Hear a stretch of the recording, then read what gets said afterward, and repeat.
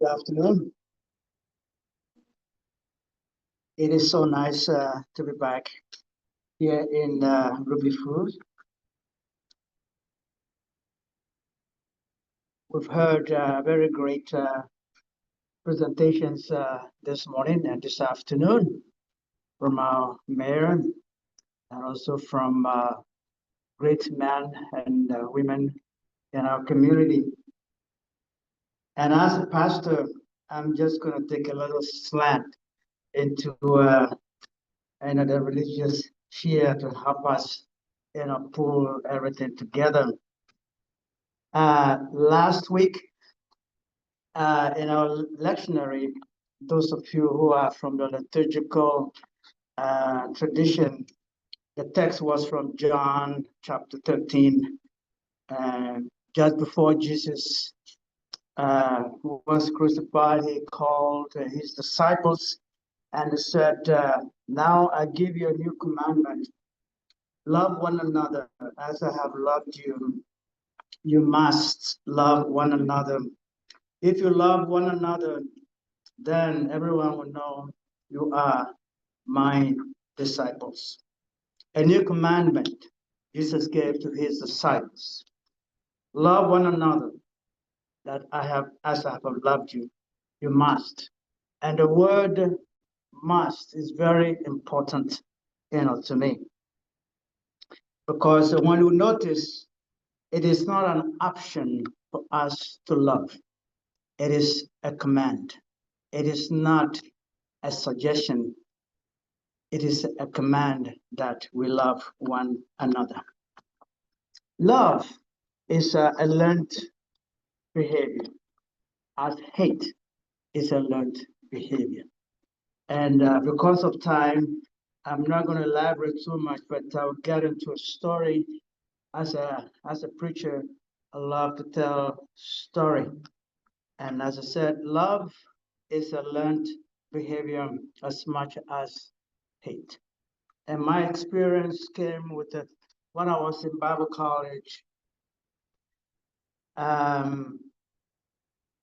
There was this young man who was raised in the southern part of Minnesota, in a small town called Blue Earth.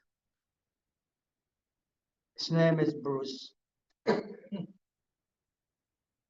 And he grew up in a farming community where they had to travel several miles into town to get parts for their machinery.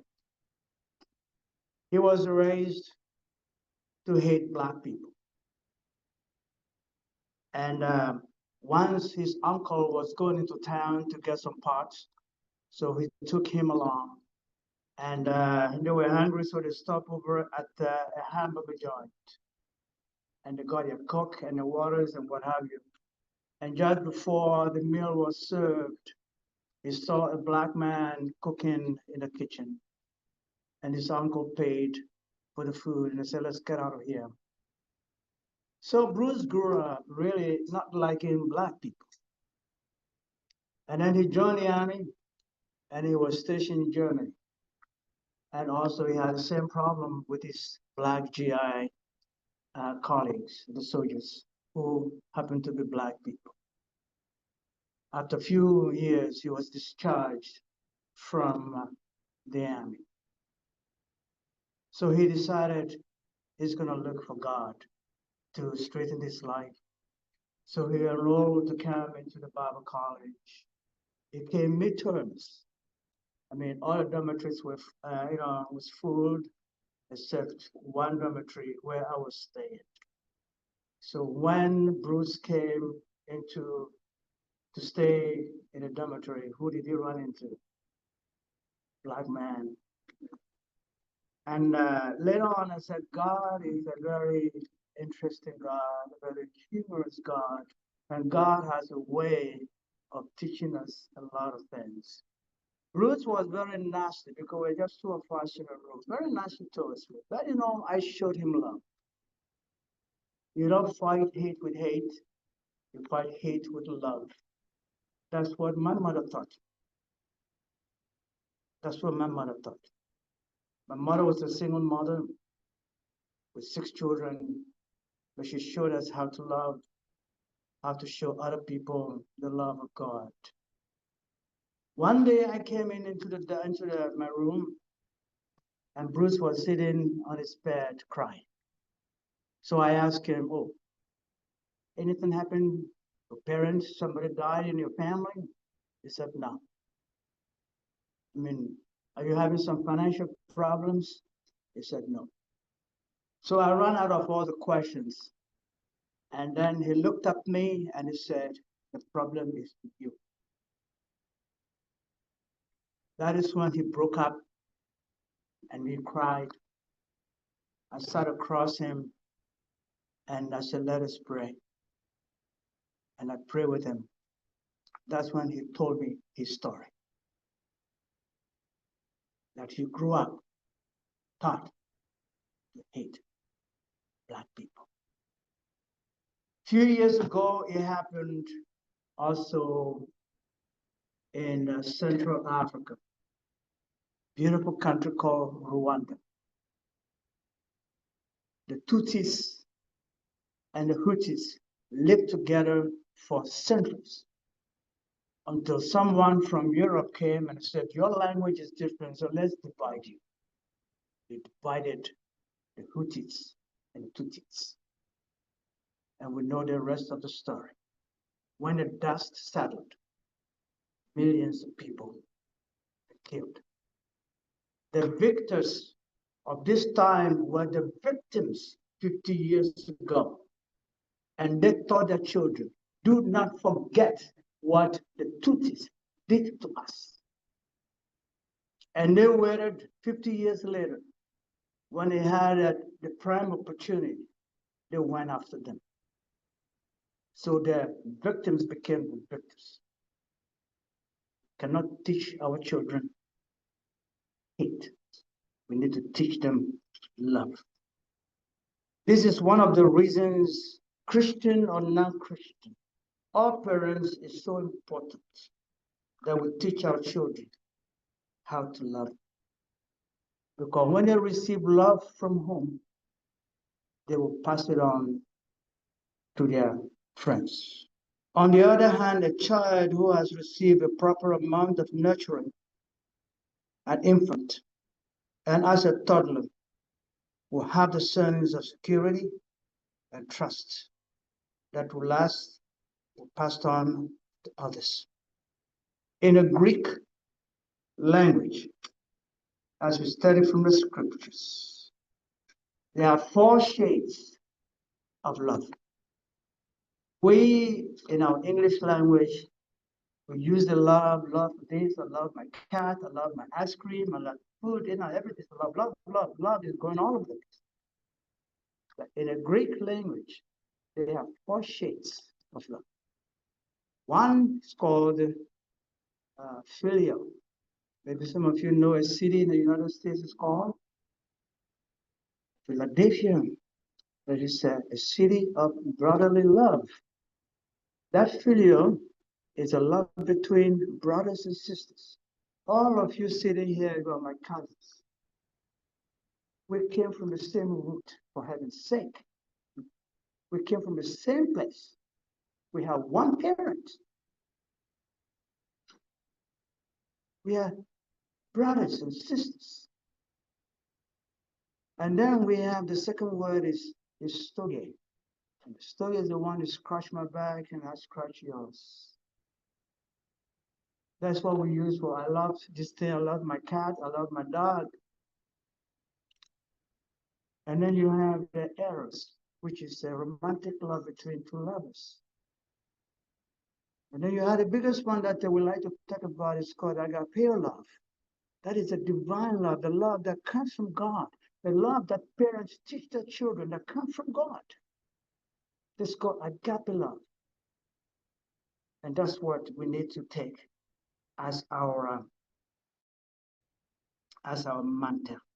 And as I said, Paul, the apostle, also tried to help us, and he used the word agape.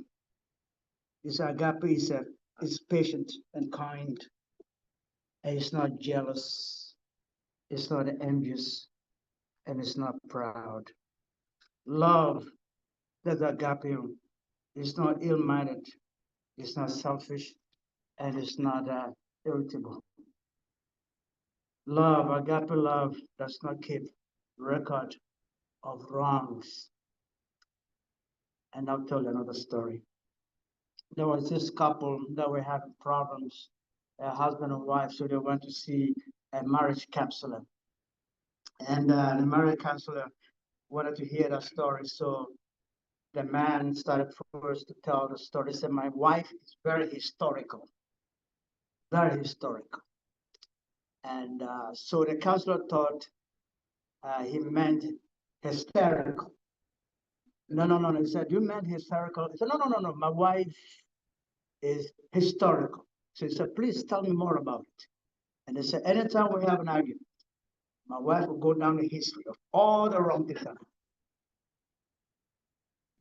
See, and Paul is saying the agape love that we have, this love that comes from God that we need to share with one another, does not keep record, as the Houthis and the Tutsis did.